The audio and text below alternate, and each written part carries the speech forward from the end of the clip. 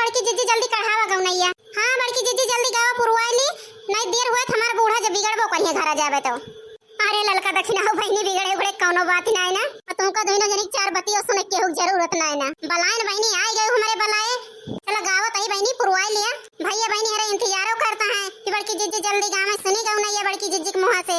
अरे वही तो कहता ही बड़की जीजी भैया बहनी हर का इंतजार ना कर रहा हो भाई जल्दी गाय दिया। अरे गावत आई हो ललका बहनी पुरवावा। माई तू असे पूछाऊ रे माया ना ना ना दिया रे ना ना दी काहे गुना दाखिन चोरिया टूटी रे ना। माई तू असे पूछाऊ रे माया ना ना दिया रे ना ना दी काहे गुना दाखिन चोरिया